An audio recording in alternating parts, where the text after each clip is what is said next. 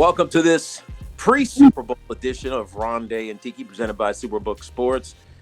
Rondé, what do you care less about, the Senior Bowl or the Pro Bowl? That's all we have to talk about. Nothing else to talk about this week. I mean, there's probably some good college basketball on. We could talk about Caitlin Clark if you want to. Yeah. It seems like the story of the basketball season so far, and the 70+ points. But I don't watch that sport, so I have no idea. What do I care less about, the Senior Bowl or the Pro Bowl? Well, considering I didn't get to play in the Senior Bowl because let's take a trip down memory lane real quick. Right. Do you remember your Senior Bowl? Because all I remember is that even though I was a fourth year, I didn't get to play in the Senior Bowl.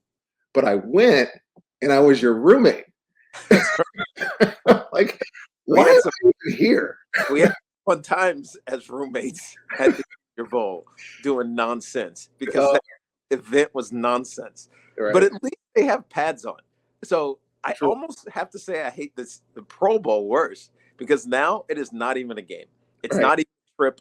You're going to Orlando. You're not going to Hawaii. So you can't, I guess you could take your family and go to some of the theme parks down there. But going to Hawaii as a vacation, as a reward for being excellent in a football season was awesome.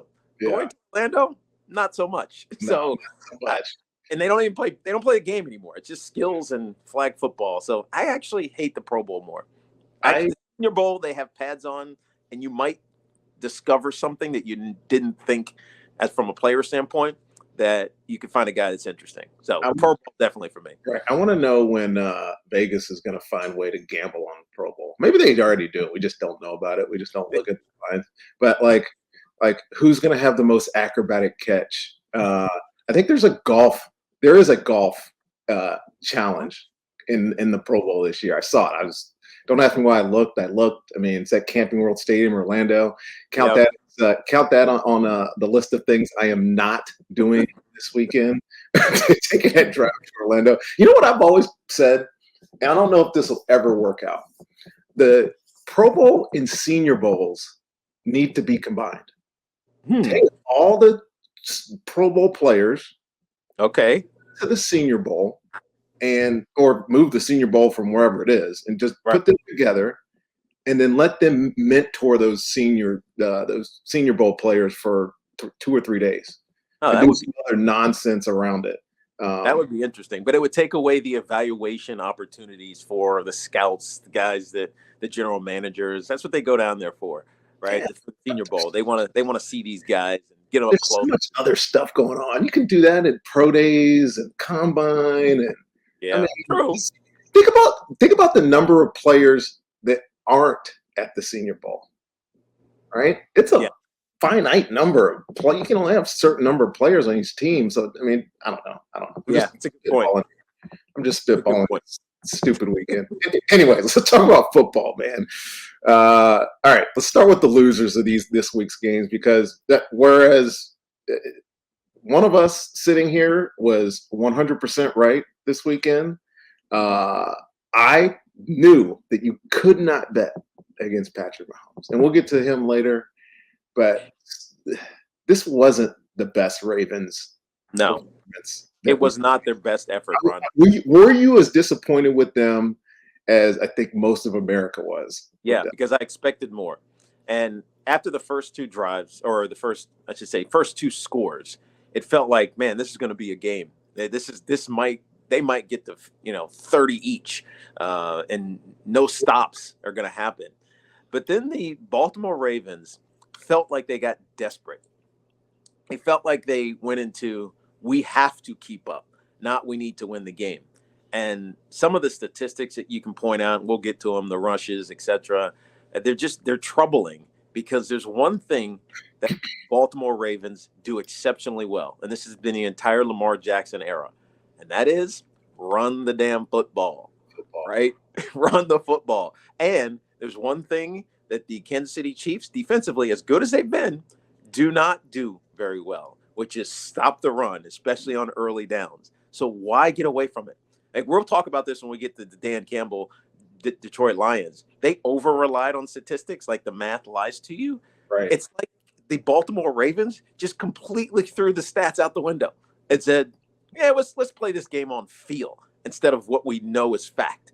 That's what was most disappointing, I think. I almost felt like Todd Monken was trying to say, Kansas City, Spagnuolo's going to come out with a game plan. Is going to stop what we do well.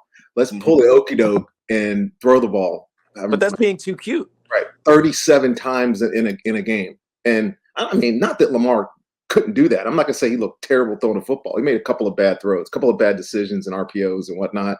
Yep. But 37 passes on a defense that, you know, the strength is in their secondary. I mean, they got 3 DBs that are, you know, one's an all-pro. L'Jarius Sneed is, you know, should be an all-pro, one of the best corners in the league.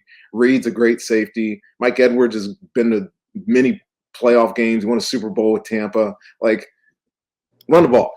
If there was one thing that I left, the one impression I left from this game is that Baltimore didn't know how to win the game when it mattered. And I don't know who to blame for that.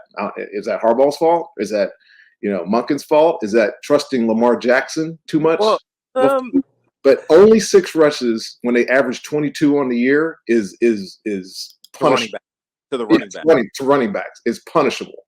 Right. 2 to wide receivers and 8 for Lamar Jackson. It just doesn't add up to the correct number of winning. I think also, and Ronnie, you can't discount this. You guys, you know, went to the playoffs a couple of times before you pushed through and ultimately won a Super Bowl. Sure. I think couldn't beat the damn Eagles. Right.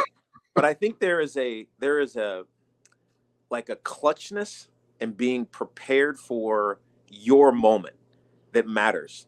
And the Ravens team, especially some of these skill position players, are just young. Zay Flowers being the most important one. He was bad when they needed him most. Both his composure, he lost his composure. He gets that unsportsmanlike conduct penalty. And then when he goes and tries to score by reaching the ball out, there were 3 guys around him. None of them were going to be able to make that tackle if he just puts the ball in the X and go to the end zone. Right. That will protect you. 2 times. Go through. 2 times that you reach the ball out in the end zone. What are they? Do you know what they are? Only 2 times. 2-point conversion. Right. Getting stopped. And fourth down. And fourth down. That's it. Yeah. That's it. And so, I mean, look, you don't want to put it all on him because they had other moments, Lamar's interception, et cetera, but it felt like the moments were too big for them. And look, we know how hard it is to get back and you get back to that same point, but they have the talent if they can just get themselves not overthinking how to win a football game, which they did all season long. Right. Well, they went into that game -4. What was the over-under was 44. Didn't even touch that. 17-10 final. Great. Thrilling AFC Championship game. All right. Moving on to the losers of the NFC game. And Tiki, I know you wanted to bet with your heart on the Detroit Lions. I don't blame you. I don't blame you. They play with a lot of bravado. You know, they're a force your will type of football team because of their head coach and because of the way that they've managed to win games. Take the points? No, I don't mind it. I get it. So we ended up talking about this on Monday on my radio show. And look, I love Dan. Dan has been this way all season long. So he's not going to change. The math says he's right. And he wants to be aggressive. People will complain, well, why did he take the field goal early in the game? Because it was guaranteed points. The ball was on the 6-yard line. I mean, that is guaranteed points. But Michael Badgley has been active for 6 weeks. He has not attempted a kick over 45 yards outside all season long. And while it sounds like, I don't know, reactive to say it was the wrong decision, it wasn't guaranteed points. And then you give them the ball on the 38-yard line. If you miss it, the same thing would have happened. I don't mind the first one, especially because they were ahead at that time. It would have put them up 3 scores. The other thing that people are talking about is, well, if you kick the points, it becomes 3 possessions. And how many more possessions do the 49ers have in the rest of the game? Well, it almost didn't matter, dude, because they had 5 more possessions. The last one, they just knelt on. Those other 4, touchdown, touchdown, field goal, touchdown. The Lions defense did nothing. Right. Absolutely nothing. There was a note that I made in getting ready for this today, and it's telling of how this game turned out. The Lions got every single one of their possessions in the second half via kickoff. What does that mean? That means they scored every time. Defense did nothing. Do you know how many times the 49ers got the kickoff in the second half? Obviously the first one because they got the ball coming out. About 56 seconds left in the game. Yep, that's it. That's all you need. That's all you need to look at if you're looking at a metric of why this game went from 24-7 to what was the final 34-30 loss. Right? Yeah, 30. Yeah, 31-34, I guess technically because San Francisco team. But it's telling to me that when you try to be the backyard bully, everybody has that plan, right? To be the bully until you find an equal or greater opposing force. And the equal opposing greater force in this game was Brock Purdy, dude. It was, but I mean, Chris McCaffrey was Chris McCaffrey. Brandon Ayuk, Debo was Debo, right? Debo, Brandon Ayuk. You get Volin hitting the ball off his head, off his face mask, and making a ridiculous catch. Like, think of all the things that had to go wrong, and each of those things had to go wrong in order for the Lions to blow a 14-point lead. And the biggest one to me were the turnovers, Rondé. Well, similar to Baltimore. I mean, logic tells you got a 17-point lead and a half. At some point, you got to run the football, right? Right. They had 8 rushes in the second half. 8 rushes with a 17-point lead. So at some point, you got to start saying, I know we love Jared Goff. He had a great year. That's how they won. That's how they won this year. Jared Goff finding Laporta, finding Amon-Ra St. Brown. When it mattered most, the guys that are supposed to make plays for him did not make plays for him. The 2 drops on third down, the finally getting pressure on him and him throwing errant passes at the end of the game. That's if you were counting on that to beat the San Francisco 49ers, then you had the wrong game plan. I don't know. David Montgomery, it just felt like he wasn't even there. Yeah, he disappeared in the second half. Right. And that's not all him. I mean, I know he had 15 attempts. He had 92 yards. Not like he didn't, not like he wasn't effective, but it was way too little of an emphasis on a guy that could have bludgeoned San Francisco in the second half, and instead tried to toss the ball over the park to win the football. It's interesting, Rondé, because we talk about both the losers in these 2 respective championship games. The underlying, I don't want to say blame because it's a team game. They all lose, right? But the underlying, I think, point of emphasis is the offensive coordinators on both of them. Todd Monken for the Baltimore Ravens and Ben Johnson for the Detroit Lions. And those moments, we always talk about process, like process matters. Like you have to know it down cold. You can't be thinking, you can't be guessing. You can't be having the conversation. You better already know. Because you know why? The teams that you're playing, they already know. No doubt about it. Multiple times. And Kyle Shanahan is one of the most brilliant minds in football. They already know. And Todd Monken's been around for a while. I mean, a lot of that has been in college, but he hasn't been on this stage. And you have to have a process for this stage because it's a different kind of game, completely different kind of game. All right. So who has been on this stage? The Kansas City Chiefs. fourth Super Bowl in 5 years. Dude, this dynasty is it's bordering on ridiculous at this point, right? Hasn't played a playoff game, obviously, on the road. That's narratives beat to death. But goes to Buffalo and Baltimore back-to-back weeks, wins. So now they're 4 or 5 Super Bowls. Travis Kelce has the most catches in postseason history now. Marquez Valdez-Scantling has a great catch. That's a call for the dagger play to Marquez Valdez-Scantling, who this whole year has been, the butt of people's angst about, lack of receiving threats. I think he had 21 catches and probably 10 drops. Right. It is a dynasty that feels, and we'll talk about this in the next segment, but it's a dynasty that almost feels inevitable. Like you can't bet against these guys. You just, and I guess what's the better question is why can't you bet against these guys?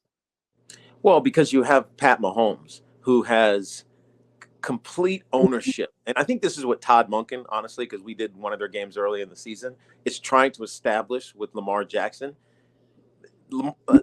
He has such ownership of this offense, Pat Mahomes. Like he knows exactly what he wants to do. He knows exactly what he's supposed to do, what he can urgently do, and what he can conservatively do. So whatever situation he's given, that's a good way right? to say it. Yeah. But whatever situation he's given, he's going to have the answer. And just reading about that last play after the MVS play, they had the high low over routes, right?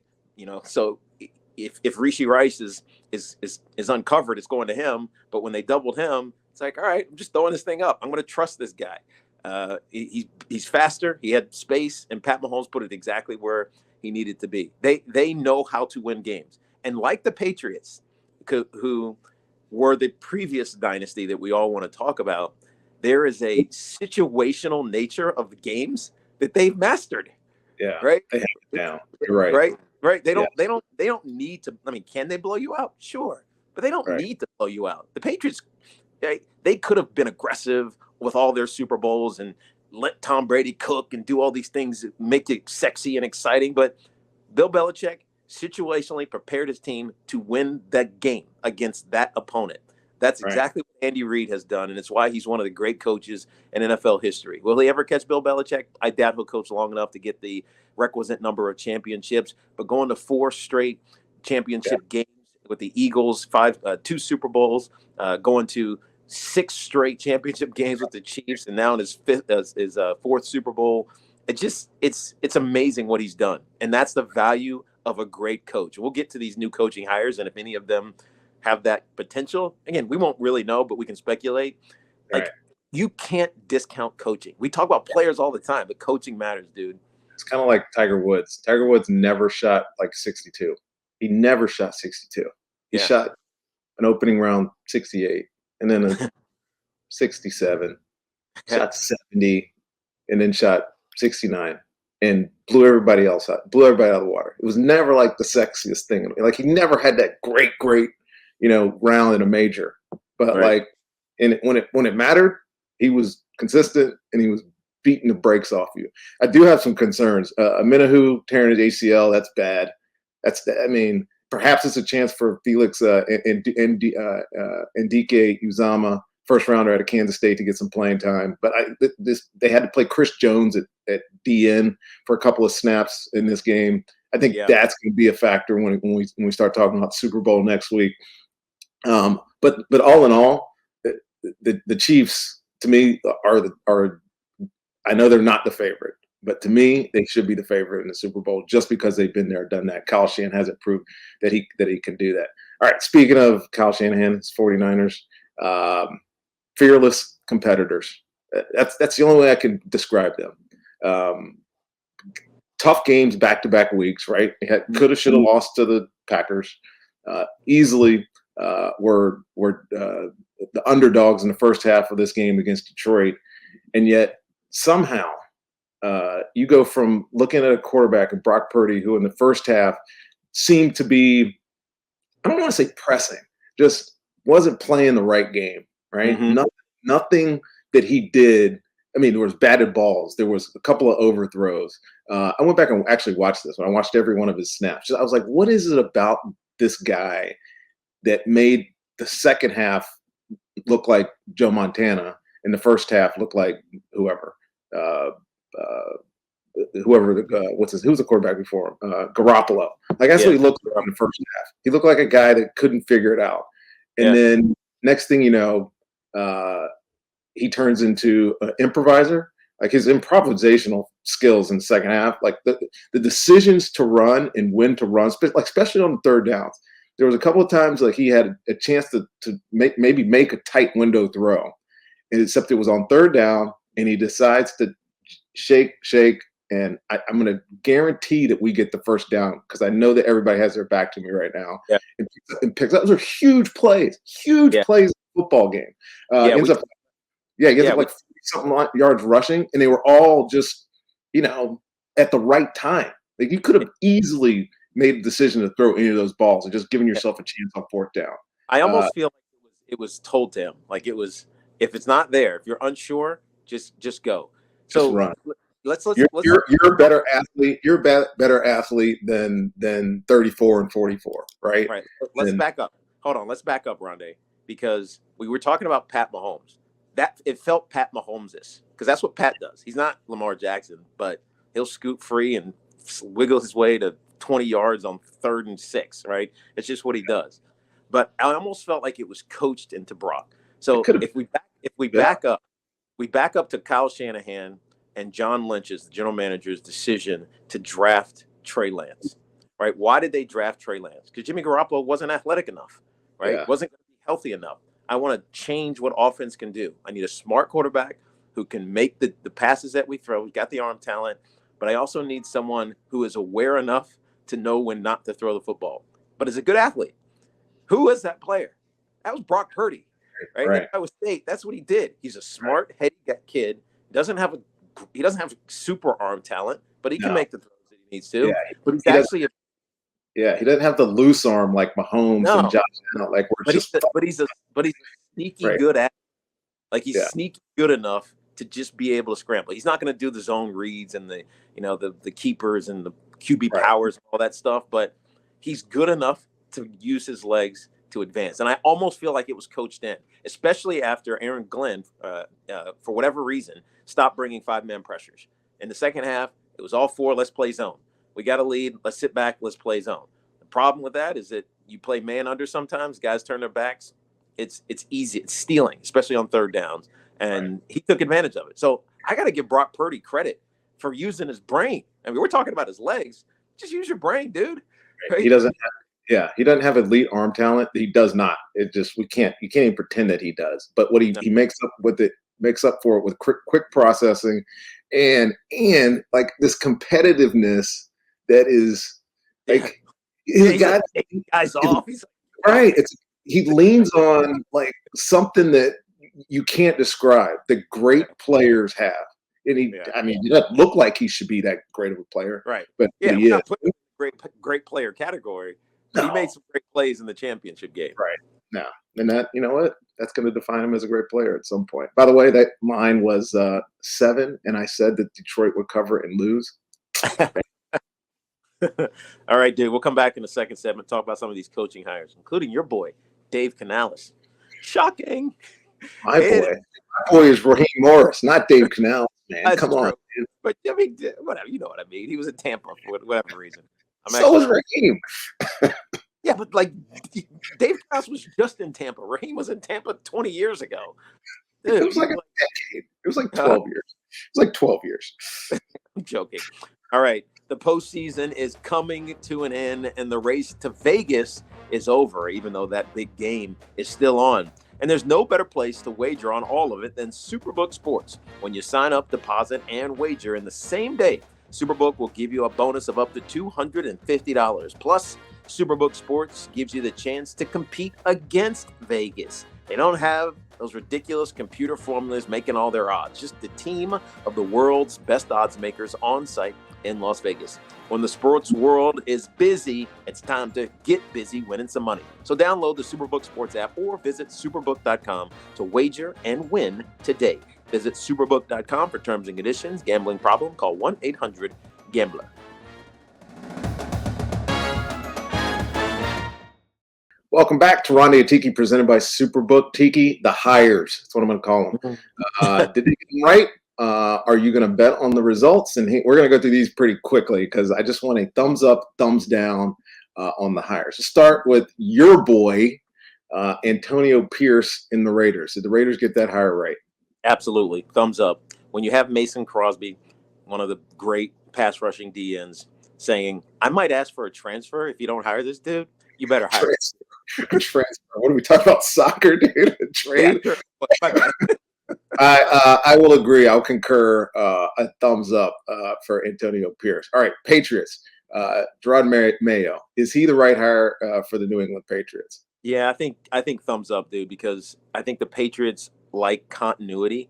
Um, they would have loved to keep Bill Belichick if things were different, but keeping Jared Mayo as their head coach in waiting, it creates continuity. Thumbs up, dude. I think it's a good hire. I'm going to give a flat-handed. I don't know. I don't know anything about Jared Mayo as a head coach, and I know he's a great guy and great for the room that he's been in. I just feel like this team is going to need something on offense and like Offense overhaul. yes, like a direction on the other side of the ball that I don't know that defensive coaches can give me. I may be completely wrong. I have no idea. He might hire the greatest offensive coordinator for that system and draft a quarterback, and I could be dead wrong. But I get your continuity take, but Yeah. I'm going Yeah. thumbs. Just I'm as going, an aside, I'm going on thumbs down on that just because of the offensive side right. of the ball. So the only thing that is the concern, because if he does hire that whatever elite amazing offensive coordinator who takes them to the next generation of football, he's not going to be there. He's not going to be there long. That's a good point. That's a great point. Speaking of which, Dave Canales, Panthers, 1 year as a coordinator in the NFL, been in the league for 14 years, 13 years in Seattle, 1 year as a coordinator in Tampa, and he jettisons the Buccaneers and goes to the rival Panthers. Thumbs down. This is thumbs down for me. I like Dave Canales. I think this is a comfort hire for Dan Morgan, who worked with him out in Seattle. And yeah, he's seen what he did with Baker Mayfield, and the year before that with Geno Smith as the quarterback's coach, not as the coordinator. Shane Waldron was the coordinator out there. And he thinks it's going to transfer, but Dave's got a lot to learn as a coordinator, much less as a head coach. Right. So, I hope it's successful for him, but that's thumb down for me. All right. I tend to agree with you here only because of that transition from coordinator to head coach ends up being so much more on your plate. And I don't know how you deal with it, having never even been an assistant head coach, never had that kind of, issues put on your plate, the day-to-day issues put on your plate. I do know that he's brought a lot of Tampa guys. He brought Brad Idzik to be his offensive coordinator. Obviously, that's a name only. Brad, I do like. He's really good with the receiver room. But essentially, they made this hire so he could do to Bryce Young what he did to Geno Smith and Baker Mayfield. I will say this: Geno Smith and Baker Mayfield are much better prepared to be successful in the NFL than a second-year Bryce Young is. So that's where I am on that one. All right, Titans, Callahan from Cincinnati. What do you think? Thumbs up, thumbs down. So I like Brian Callahan because his administrative background. I do too. With the Bengals. Right. Forgetting the names. Like, who the hell? So the Bengals, because when we did their game, one of the questions that always comes up is, Zach, are you going to keep calling plays? Zach, are you going to keep calling plays? You're going to hand it off to Brian Callahan?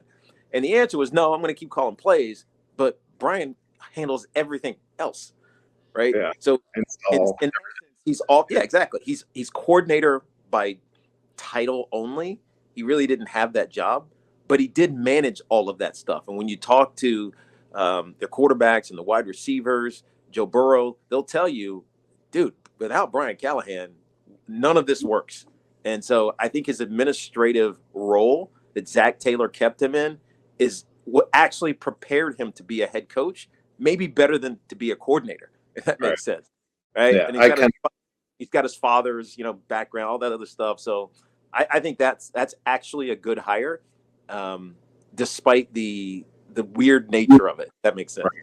Right. I think he's the one unknown in this situation because, he's just never called plays before. That's the only thing that makes me wary of him. But I love the hire. I think he's smart. I think he's been brilliant in Cincinnati.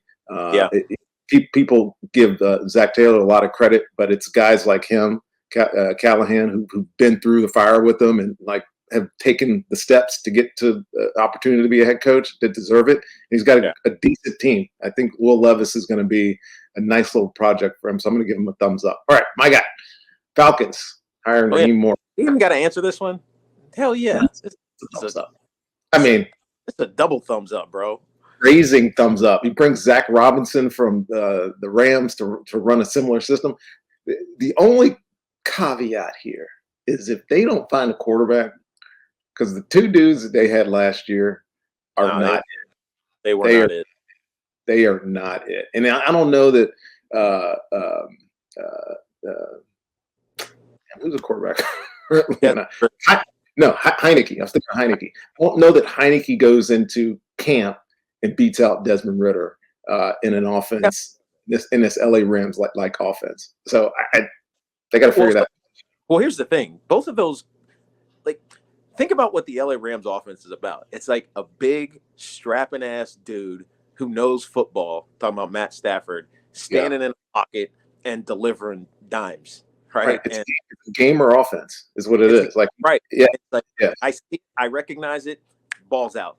Right. He's a good kid, man. He's maybe an inch taller than me. Maybe. He's little. I'm biased because I don't like little quarterbacks. I like the guys that can see. And throw throws across the middle and not be lost. Oh, I threw an interception. I didn't see that guy. Right? I don't like that. Desmond Ritter's a little bit bigger, but he doesn't process right. And so they have to go get a quarterback because otherwise the team is set up to win right now. Yeah. Over.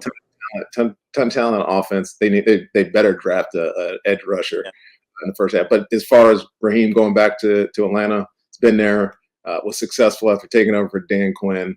It made sense. I know Arthur Blank loves him. It's a great hire. All right, finally, Chargers, Harbaugh.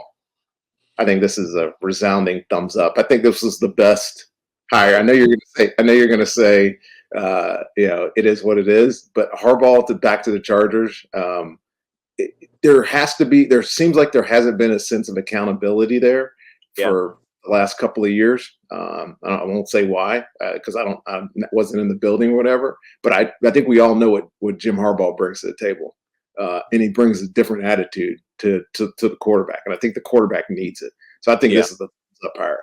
As an addendum, the hiring of Sharon Moore to replace him at Michigan was also a stud thumbs up hire. It'll be interesting to see if the issues at Michigan, the NCAA investigative issues, go away, or if they still get some sort of penalty. But I think the Sharon Moore was a great hire. But Jim Harbaugh, the NCAA's moved on to Tennessee. Yeah, right. True. So Jim Harbaugh is interesting, dude, because obviously as a coach, I don't even need to talk about that. But I've called 2 games out there, the Chargers. Nobody gives a shit. Yeah. Nobody cares. They needed a name. Like they needed that dude.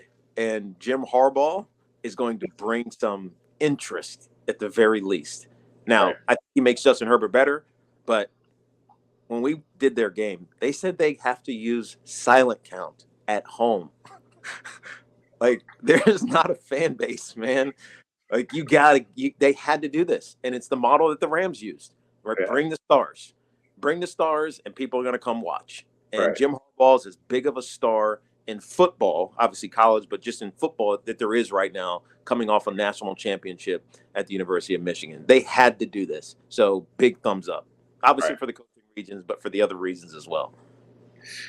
Commanders, Adam Peters, who's going to hire? Any idea? I have no idea. Evero. Ooh, I like that call. Another two-year coordinator on defense. Good. He's a great coach. And if he doesn't get one of those jobs, I guarantee you Dave Canales keeps him as D coordinator in Carolina. Seahawks, John Schneider. Who's he got? I'm going. First of all, you got to decide if he's going offense or defensive head coach. I have no idea, dude. I think it's going to be offense. Eric Bieniemy. Really? I don't know. I'm just throwing a name out there. Wow. I mean, maybe. Yeah, I If go. they did, I would if love they to see it. Yeah, if it did, that would make it 4 black hires as head coach. So Yeah, and and and technically Mexican. 5 minorities. That's right, out of Yeah, the 7. yeah. I mean, that's I could see that happening, but Geno Smith better get his arm limber because all that dude wants to do is throw the rock. All right. All right, segment 2B, T. Let's real quickly. Let's talk about this Super Bowl matchup. Early lines and just a few questions here. Chiefs come in 2-point dogs, even though they are technically the home team. If you wonder who gets to be the home team, it Yeah. alternates back and back. This is a rematch of Super Bowl 54 when San Francisco was leading 20-10 after the third quarter and got shellacked in the fourth, 21 unanswered points. Meaning Kyle Shanahan now has the moniker that he can't win the big game when he's got the lead. So, but he's won 2 games in this postseason this year, having not big deficits, but I mean Detroit was a big deficit nonetheless. Nonetheless. Right.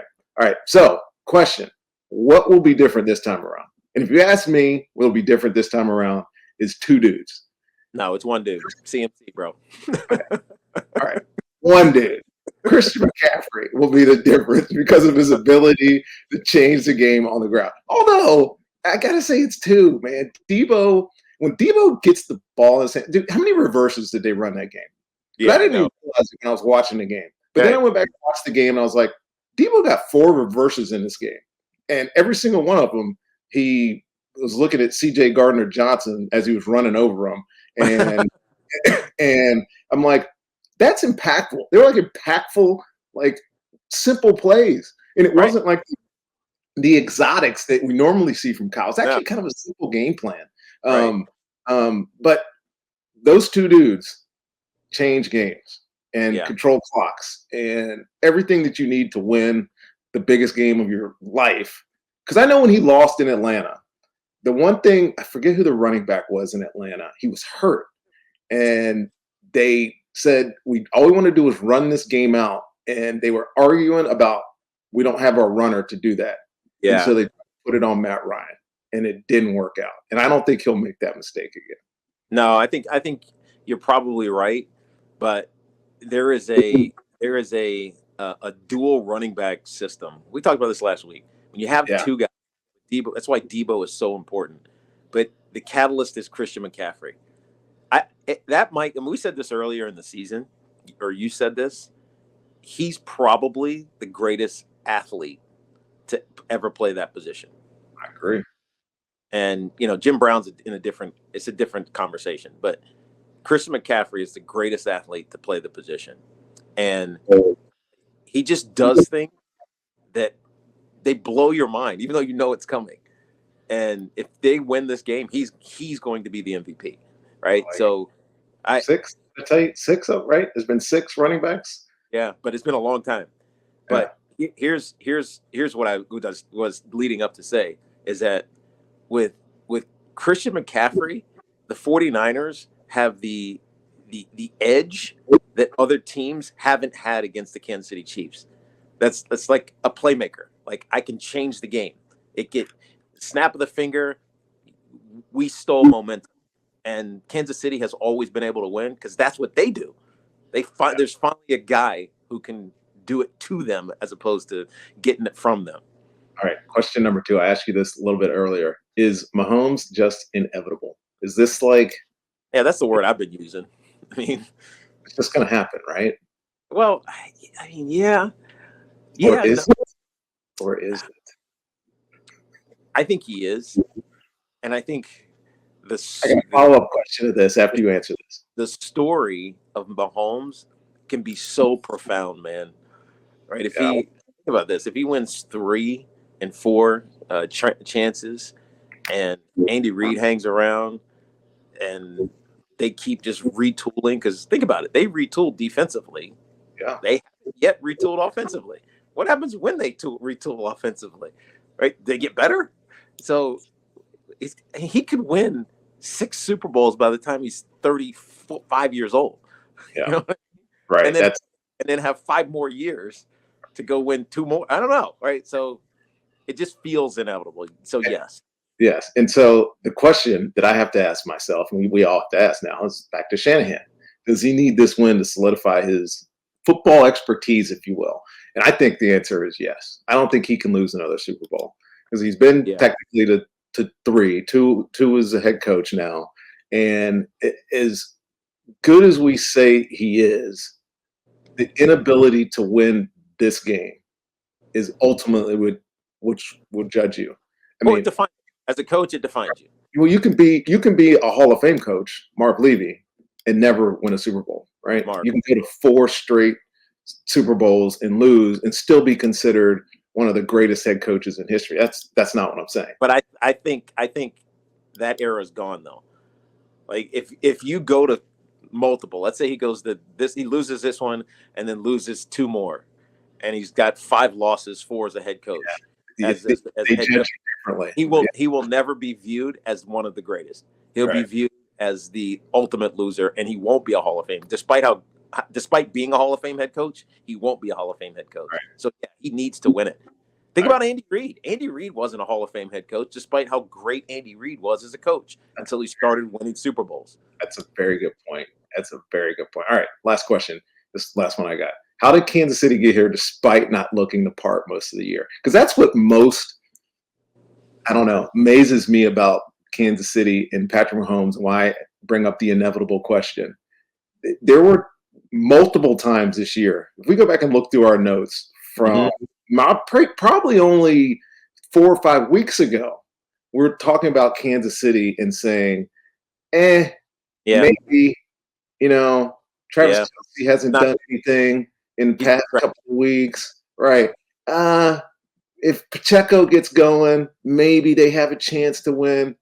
And yet we sit here having watched them win 3 playoff games to get to the Super Bowl. First time they've had to do that. And I don't know what changed other than, Travis Kelce started playing better, and Patrick Mahomes started not turning the ball over, but the defense was the same all year. But we didn't feel like they were a winner before they got to the playoffs, and now it feels like they're inevitable. So I think familiarity with the moment is something. Like they're not panicked about it. Right. They're not worried about it. They're not anxious about it. Now they get the normal. It feels like a regular game to them. And that's what you always say, right? That's what you said when you were in the Super Bowl. It's what I said in 2000 when I was in the Super Bowl. It's just another game. Yes, it is on the biggest stage imaginable, biggest stage in the sports world. There's more eyes on this game than to be on any sporting event, maybe other than the World Cups. But you know what I mean, like American sporting event that there is. But it's still just a game. Just go, and the Chiefs can make it just a game, and that's why they're able to block out all the nonsense, whereas other teams they can't. And so, if I was picking now, I'm picking the Chiefs. Right. At this moment, the Chiefs are +2 dogs, 47.5 over under. I think I have to take that number on the over. Chiefs are +110, and the 49ers at 2-point favorites, -130. I don't know how I'm betting this. I'm gonna wait till next week. I got to do some more research. I'm just saying, if I was working now, if I had to do it now, the early money's got to be going towards the Chiefs. Well, that's right. It opened 2 on Sunday night, and then it quickly went down to 1. Yeah. Right? And now it's kind of creeped back up to 2. I think people are still. I don't know. I'm gonna wait. I'm gonna wait to pass judgment. But right now, I got to root for John Lynch and the 49ers. No, you're biased. See, that's what got you in trouble. That's why you're gonna lose. So that's what happened to you last week. Exactly. All right, dude. That does it for this pre-Super Bowl edition of Ronde and Tiki, presented by SuperBook. If you know somebody who might want to wager, how about you refer them? Refer a friend and earn a $50 bonus this season with SuperBook Sports. SuperBook is the most trusted name in sports wagering, and you don't want to miss their Refer a Friend bonus. All you need to do is click on the Refer a Friend link under your profile in the SuperBook app, share that promo code with your friends, and you'll get a $50 bonus for everyone, every single one of them, who registers using your code. So win money wagering and win money referring this season with SuperBook Sports. Visit superbook.com for terms and conditions. Gambling problem? Call 1-800-GAMBLER. Rondé, real quick, what's up with Ten Hag at Manchester United? We have to right now. No, bye. Bye.